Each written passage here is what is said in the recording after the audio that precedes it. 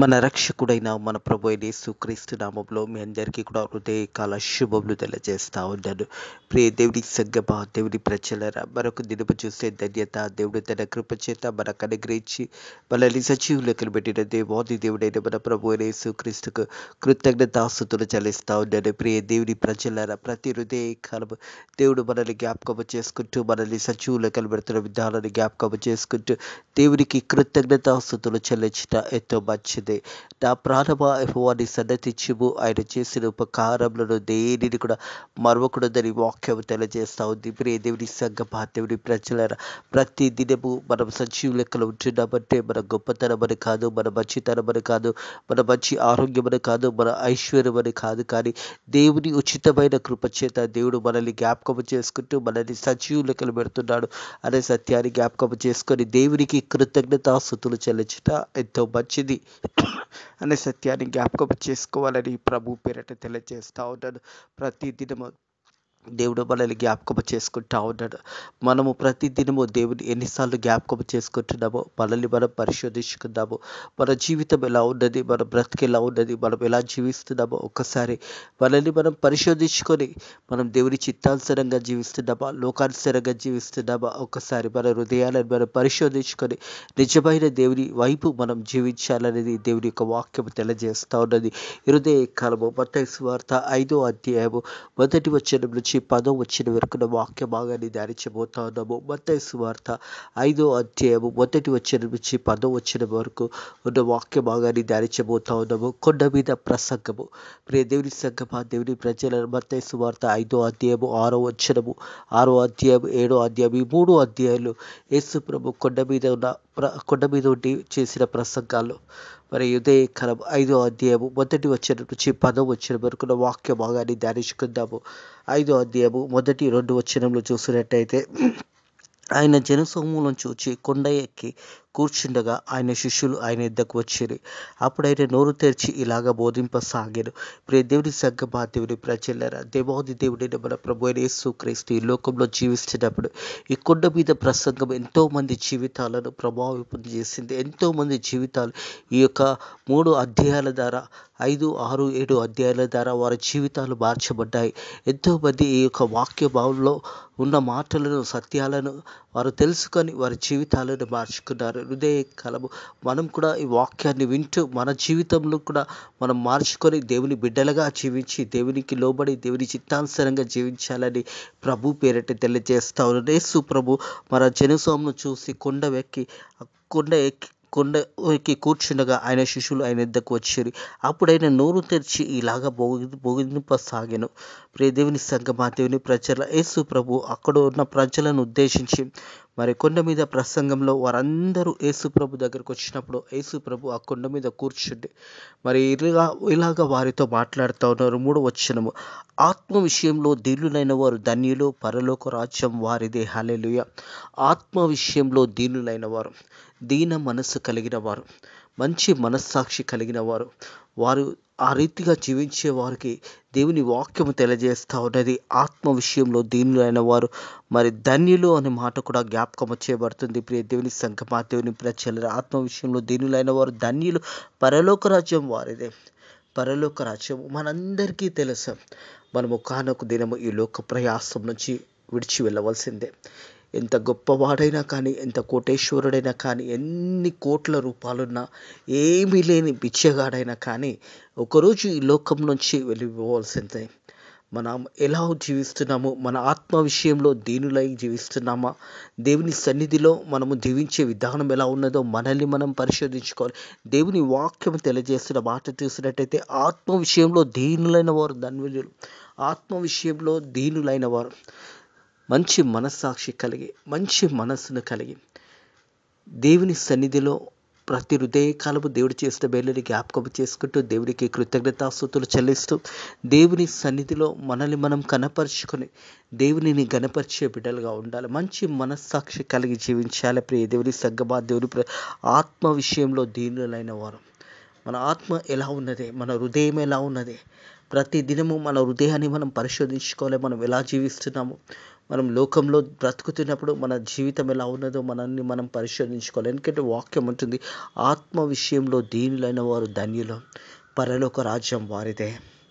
ఎవరైతే దేవునికి లోబడి దేవుని చిత్తానుసారంగా జీవిస్తారో వారు పరలోక రాజ్యంలో ప్రవేశిస్తారు అనే సత్యాన్ని జ్ఞాపకం చేసుకోవాలి. మనందరికీ కూడా ఒక నిరీక్షణ ఉన్నది. ఆ నిరీక్షణ ఏంటంటే ఒకరోజు మనం చనిపోయిన తర్వాత పరలోక రాజ్యానికి వెళ్తాము. ఆ పరలోక రాజ్యాన్ని మనము వెళ్ళాలంటే ఈ లోకంలో ఆత్మ విషయంలో దీనులైన వారు ధన్యులు అని వాక్యం తెలియజేస్తుంది. మంచి మనస్సాక్షి కలిగి మంచి జీవితం కలిగినప్పుడే పరలోక రాజ్యం ప్రవేశిస్తామనే సత్యాన్ని జ్ఞాపకం చేసుకోవాలి. అలాగే 4వ వచనం, దుఃఖపడువారు ధన్యులు, ఓదార్చబడతారు. ఈ లోకంలో జీవిస్తున్నప్పుడు మరి దేవుని కొరకు జీవిస్తున్నప్పుడు బాధ దుఃఖం కలుగుతుంది. ఆ దుఃఖపడుతున్నప్పుడు దేవుడు వారిని ఓదార్స్తాడని దేవుని వాక్యం తెలియజేస్తుంది. దుఃఖపడువారు ధన్యులు, వారు ఓదార్చబడతారు. ఒకవేళ దేవుని సన్నిధిలో దేవుని చిత్తంలో నువ్వు జీవిస్తున్నప్పుడు ఈ కొండ మీద ప్రసంగంలో యేసు ప్రభు చెప్తున్న మాటలు గమనించాలి. మొదటి విషయంలో ఆత్మ విషయంలో మాట్లాడాడు. రెండో విషయంలో చూసినట్టయితే దుఃఖపడువారు ధన్యులు, వారు ఓదార్చబడతారు. మనం దుఃఖముతో బాధతో ఉన్నప్పుడు దేవుడే మనల్ని ఓదార్స్తాడు, బలపరుస్తాడు, తిరిగి పరిపూర్ణులుగా చేస్తాడనే సత్యాన్ని జ్ఞాపకం చేసుకోవాలి. మొదట ఆత్మ విషయంలో దీనులైన వారు ధన్యులు, పరలోక రాజ్యం వారిది. అలాగే రెండో విషయం చూసినట్టయితే దుఃఖపడువారు ధన్యులు. దేవుని కొరకు దుఃఖము కలిగినప్పుడు, దేవుని యొక్క బిడ్డలుగా మనం జీవిస్తున్నప్పుడు ఈ లోకంలో అనేక శ్రమలు రావచ్చు, కష్టాలు రావచ్చు, ఇబ్బందులు రావచ్చు. అవన్నిట్లో కూడా మనం ఓపికతో కనిపెట్టుకొని ఒకవేళ దుఃఖముతో బాధపడుతున్నట్టయితే నిన్ను దేవుడే ఓదార్స్తాడు, బలపరుస్తాడు, ధైర్యపరుస్తాడు, ముందుకు నడిపిస్తాడు అనే సత్యాన్ని జ్ఞాపకం చేసుకోవాలి. మూడో విషయం చూసినట్టయితే సాస్తికులు ధన్యులు, వారు భూలోకాన్ని స్వతంత్రించుకుందరు. సాస్తికులు, మరి సాస్తికులుగా ఉన్నవారు ఈ భూలోకంలో జీవించినప్పుడు మన జీవితము ఎలా ఉన్నది, మనం యథార్థంగా సత్యంగా జీవిస్తాం, దేవుని చిత్తానుసారంగా జీవిస్తున్నప్పుడు సాస్తికులు మంచి మనస్సాక్షి కలిగి యథార్థంగా జీవించేవారు ఈ భూలోకంలో స్వతంత్రించుకుంటారు. ప్రియ దేవుని సంగమా, దేవుని ప్రజల పరలోకమందు కాదు కానీ భూలోకమందు కూడా మనం దీవించబడతామనే సత్యాన్ని జ్ఞాపకం చేసుకోవాలి. ఈ లోకంలో మనం జీవిస్తున్నప్పుడు, ఈ లోకంలో మనం ప్రయాణం చేస్తున్నప్పుడు, ఈ లోక యాత్ర జీవితంలో నువ్వు దేవుని భయభక్తులు కలిగి దేవుని చిత్తానుసారంగా సాస్తికులుగా యథార్థంగా సత్యంగా జీవించినప్పుడు వారు భూలోకాన్ని స్వతంత్రించుకుంటారు. అంటే భూలోకంలో కూడా దేవుడు మనల్ని దీవిస్తాడు, ఆశీర్వదిస్తాడు. ఈ లోకంలో కూడా ఒక నెమ్మదిని, సంతోషాన్ని దేవుడు మనకు అనుగ్రహిస్తాడు. మన దుఃఖంలో ఉన్నప్పుడు మనల్ని ఓదార్స్తాడు, మనల్ని బలపరుస్తాడు. అలాగే సాస్తికులుగా ఉన్నప్పుడు ఈ భూలోకాన్ని స్వతంత్రించుకుంటారు. అంటే ఈ లోకంలో కూడా మనం దీవించబడతాము, ఆశీర్వదించబడతాము అనే సత్యాన్ని జ్ఞాపకం చేసుకోవాలని ప్రభు పేరట తెలియజేస్తా ఉన్నాను. 4వది చూసినట్టయితే నీతి కొరకు ఆకలి దప్పుగల వారు ధన్యులు, వారు తృప్తి పొందుదురు. నీతి కొరకు, యథార్థత కొరకు, సత్యము కొరకు మనం జీవిస్తున్నప్పుడు, దేవుని వాక్యానుసారంగా మనం జీవిస్తున్నప్పుడు, నీతి కొరకు జీవించడం అంటే సత్యం కొరకు, యథార్థత, మంచితనము, ఇవన్నీ కూడా మనము మన జీవితంలో ఇవన్నిటిని కూడా హత్తుకొని జీవించినప్పుడు ఈ లోకంలో నీతి కొరకు మరి జీవించేవారుగా మనం జీవించాలి. ప్రియ దేవుని సంఘం, నీతి కొరకు ఆకలి దప్పులు గలవారు ధన్యులు. ఆకలి దప్పులు గలవారు కొన్నిసార్లు నీతి కొరకు యథార్థంగా సత్యంగా జీవిస్తున్నప్పుడు ఆకలి దప్పులు కావచ్చు, ఆహారం మనకు ఉండకపోవచ్చు. ఈ లోకంలో అనేక సందర్భంలో ఎన్నో దినాలు మరి నీకు ఆకలైనప్పుడు ఆహారం లేని స్థితిలో ఉన్నావేమో. అలాంటి స్థితిలలో వాక్యం తెలియజేస్తున్న మాట ఏంటంటే నీతి కొరకు ఆకలి దప్పుగల వారు ధన్యులు, వారు తృప్తి పొందుదురు. ప్రియ దేవుని సంగమా, దేవుని ప్రజలరా, వారు తృప్తిపరచబడుదురు.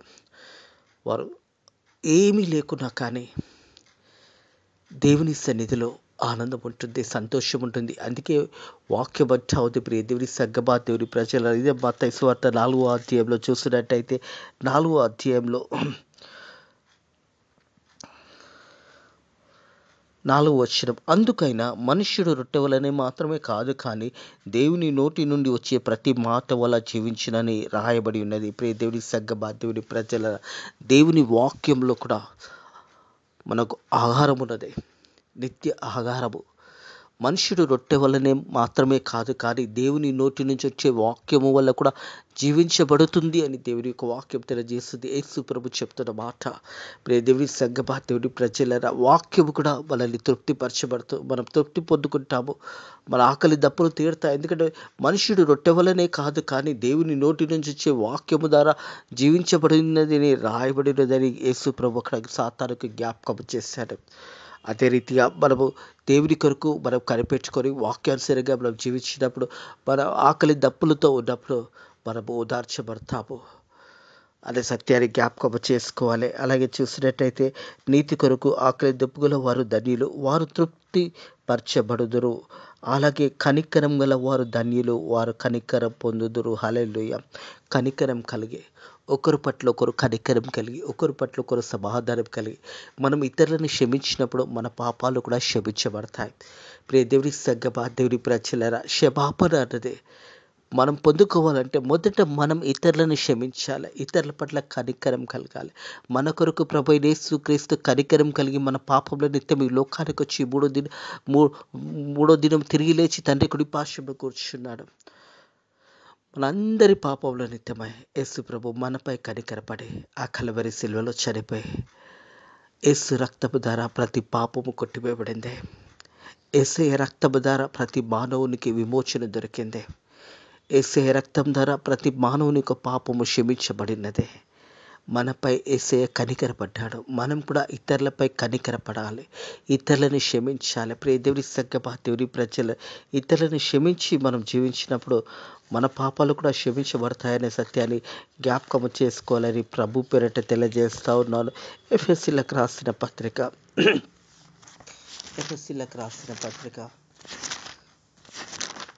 4వ అధ్యాయము 32వ వచనము. ఒకని ఎడల ఒకడు దయకలే కరుణా హృదయులై క్రీస్తునందు దేవుడు మిమ్మును క్షమించిన ప్రకారము మీరు కూడా ఒకరినొకరు క్షమించుడి.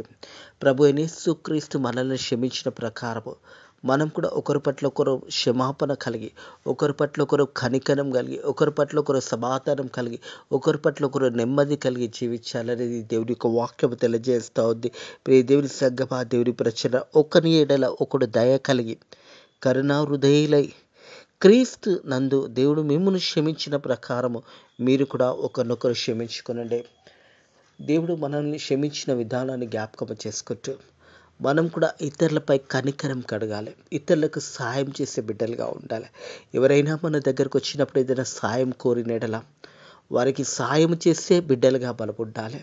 మన దగ్గర ధనం ఉన్నప్పుడు, మన దగ్గర ఒక ధనం మన దగ్గర ఉన్నప్పుడు వారు అడిగినప్పుడు మనం వారికి ముఖము చాటకుండా సహాయం చేసే బిడ్డలుగా ఉండాలి, కనికరపడాలి. ఒకరి పట్ల ఒకరు కనికరము సమాధానం కలిగి మనం ఇతరులను బలపరిచే బిడ్డలుగా ఉంటారు. దేవుడు మనల్ని బలపరిచిన కొలది మనం ఇతరులను బలపరిచి ఇతరులకు సాయం చేసే బిడ్డలుగా ఉండాలనే సత్యాన్ని జ్ఞాపకం చేసుకోవాలి. కనికరం గలవారు ధన్యులు, అలాంటి వారు ధన్యులుగా ఉన్నారు. ఇతర పట్ల కనికరం కలిగిన వారు, ఇతరులకు సహాయం చేసేవారు, ఇతరులను బలపరిచేవారు, వారు ధన్యులు అని దేవుని వాక్యం తెలియజేస్తుంది. కాబట్టి మనం ఇతరులను బలపరిచి ఇతరులకు సహాయం చేసే బిడ్డలుగా ఉండాలనేది జ్ఞాపకం చేసుకోవాలి.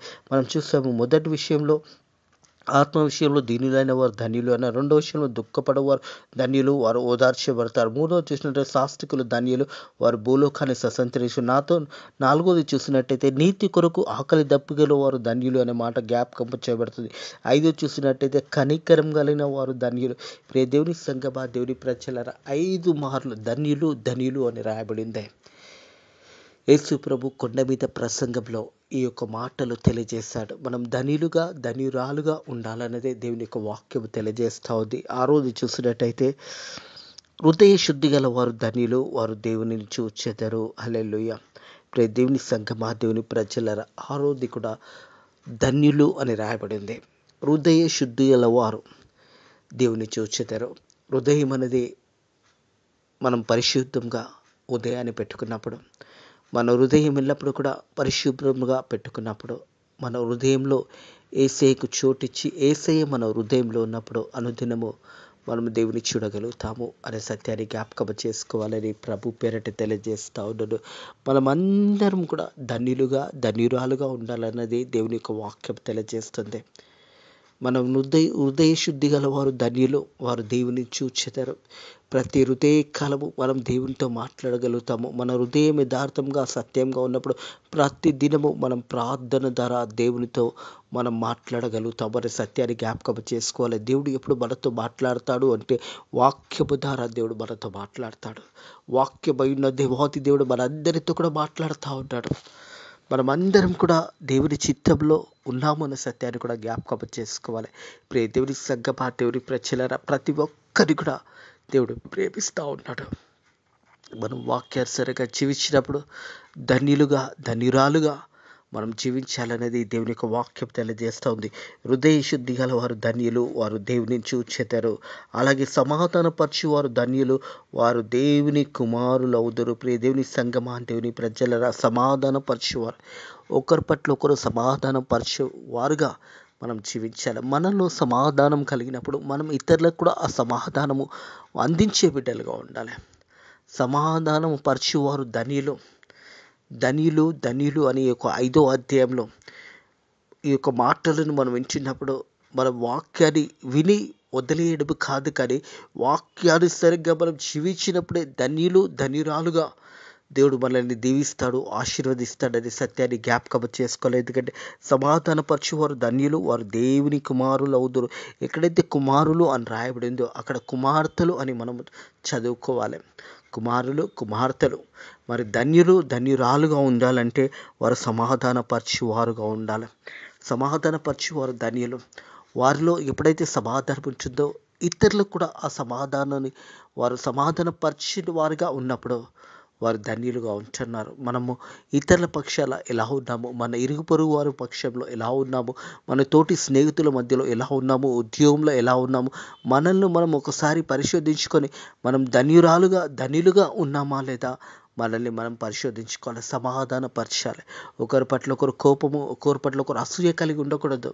ఒకరి పట్ల ఒకరు ఎప్పుడు కూడా అసూయ, కోపం అనేది శత్రుత్వాన్ని తెలియజేస్తుంది. అలా ఉండకూడదు. ఒకరి పట్ల ఒకరు సమాధానపరచుకోవాలి. ఒకరి పట్ల ఒకరు నెమ్మది కలిగి, ఒకరి పట్ల ఒకరు దేవుని యొక్క మాటలు కలిగి దేవుని చిత్తాన్ని నెరవేర్చే బిడ్డలుగా ఉండాలి. అలాగే 10వ వచనము, నీతి నిత్యము హింసించేవాడు ధన్యులు, పరలోక రాజ్యం వారిదే. దేవుని సంగమా, దేవుని ప్రజల ధన్యులు అనే మాటలు ఇవన్నీ కూడా మనం వింటున్నాము. మనమందరం కూడా నిజంగా దేవుడు ఏర్పాటు చేసుకున్న వారమే.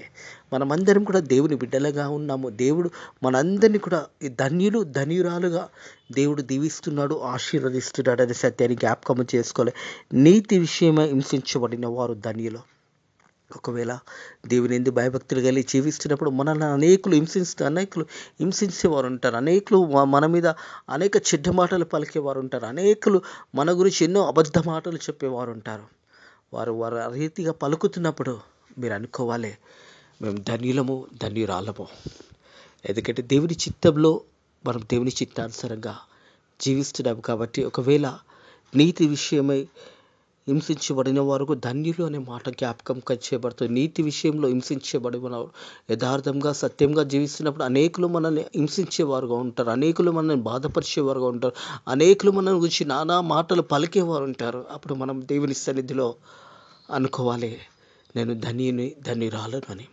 హృదయము దేవుని వైపు ఉన్నప్పుడు మీరు ధన్యురాలు అనే సత్యాన్ని జ్ఞాపకం చేసుకోవాలని ప్రభు పేరట తెలియజేస్తాను. మరొకసారి ఈ యొక్క వాక్యం అంతా కూడా ఒకసారి మరి 5వ అధ్యాయము 3వ వచనం నుంచి 10వ వచనం వరకు ఉన్న వాక్య భాగాన్ని మరొకసారి ధ్యానించుకుందాము.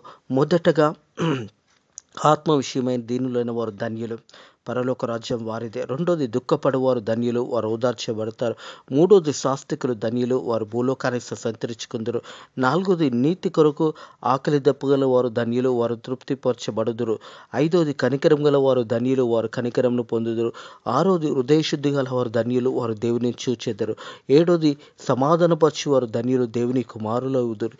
నీతి విషయమై 8వ నీతి విషయం హింసించిన వాడు ధన్యులు, వారు పరలోక రాజ్యం వారిదే. దేవుని సంగమా, దేవుని ప్రజలారా, మనమందరం కూడా పరలోక రాజ్యంలో మనమందరం కూడా చేరబడాలి అంటే ఇవన్నీ కూడా మన ఆత్మీయ జీవితంలో ఉండాలి. ఈ యొక్క మాటలన్నీ కూడా మన హృదయాలలో మనమన్నీ కూడా భద్రం చేసుకొని దేవుని సన్నిధిలో ధన్యులుగా ధన్యురాలుగా మనం జీవించినప్పుడు మనం అందరం కూడా పరలోక రాజ్యంలో కలుసుకుంటాము. అట్టి కృప దేవుడు మీకు అనుగ్రహించును గాక. దేవుడు మీ వాక్యం ద్వారా దేవుడు మిమ్మల్ని బలపరిచి దీవించి ఆశీర్వదించును గాక. ఆమేన్. ప్రార్థన చేసుకుందాము. పరిశుద్ధుడ దేవ, నీకు వందనములు స్తోత్రములు తండ్రి. కొండ మీద ప్రసంగము ద్వారా హృదయ కలము నాయన ధన్యులు అనే అంశము ద్వారా మాతో మాట్లాడిన దేవ, నీకు వందనములు స్తోత్రములు తండ్రి. మేము విన్న వాక్యానుసారంగా మేము నైనా నీ వాక్యంలో భద్రపరుచుకొని వాక్యానుసారంగా జీవించడానికి నీ కృప ద్వారా సాయం చేయండి. మేము నైనా నీ వాక్యం తెలియజేసిన ప్రకారం ధన్యురాలుగా మేము జీవించడానికి నీ కృప ద్వారా సాయం చేయండి. ఎలాగా తండ్రి ప్రభా, వాక్యము ద్వారా ఎలాగైతే మేము వాక్యం వింటున్నామో వాక్యాన్ని వినడమే కాదు, కానీ మా జీవితాలకు ఆ వాక్యాన్ని ఆధారం చేసుకొని వాక్యానుసారంగా జీవించడానికి నీ కృప ద్వారా సాయం చేయండి. అలాగే తండ్రి, భారతదేశాన్ని దీవించండి నాయన ప్రభా. భారతదేశంలో నాయన ప్రభా నీ సేవను ఇంకా ఘనంగా జరిపించడానికి నీ కృప ద్వారా సాయం చేయండి. అలాగే తండ్రి ప్రభా, భారతదేశంలో ఉన్న ప్రజలందరినీ కూడా నేను మీరు దీవించి ఆశీర్వదించమని అడుగుతున్నాను తండ్రి ప్రభా. తండ్రి, అలాగే సంఘాలను దీవించండి, సంఘ కాపర్లను దీవించండి, అలాగే కాపర్రాళ్ళను దీవించండి, అలాగే సేవకులను దీవించండి. అలాగే తండ్రి, ఫెయిత్ మినిస్ట్రీస్ మందిరాన్ని కూడా దీవించి ఆశీర్వదించండి. ఈ రోజంతట్లో కూడా నీ రెక్కల కింద భద్రత కాపుదల దయచేసి మనం దీవించమని నజరుడైన యేసుక్రీస్తు నామములో ఈ ప్రార్థనని వేడుకుంటున్నాము తండ్రి. ఆమేన్. మన ప్రభు అయిన యేసుక్రీస్తు యొక్క కృప, సమాధానము, నెమ్మది ఇప్పుడు ఎల్లప్పుడు సదాకాలము మీకు మీ కుటుంబంలోకి తోడై నీడై ఉండును గాక. ఆమేన్.